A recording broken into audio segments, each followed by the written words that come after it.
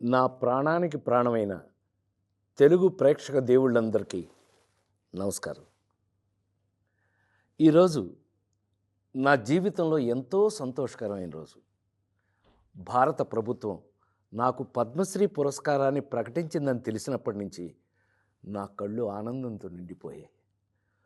ఒక నటుడిని గుర్తించి ఇంతటి గొప్ప గౌరవాన్ని అందించిన భారత ప్రభుత్వానికి నా శిరస్సు వంచి నమస్కరిస్తున్నాను. అలాగే నా పేరుని ఈ పురస్కారానికి సిఫార్సు చేసిన ఆంధ్రప్రదేశ్ ప్రభుత్వానికి, పెద్దలందరికీ నా ప్రత్యేక కృతజ్ఞతలు. కానీ నిజం చెప్పాలంటే ఈ అవార్డు నాది కాదు, మీది.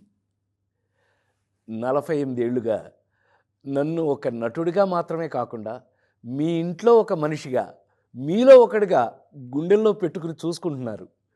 నేను నవ్వించినా ఏడిపించినా మా రాజేంద్ర ప్రసాద్ అని మీరు చూపించిన ఆప్యాయత నాకు దక్కిన నిజమైన అదృష్టం.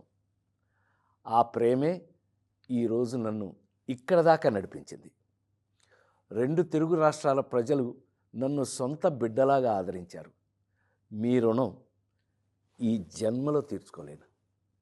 నాతో పాటు ఈ ఏడాది పద్మ పురస్కారాలు అందుకుంటున్న దేశంలోని మహానుభావులందరికీ నా శుభాకాంక్షలు తెలియజేస్తున్నాను.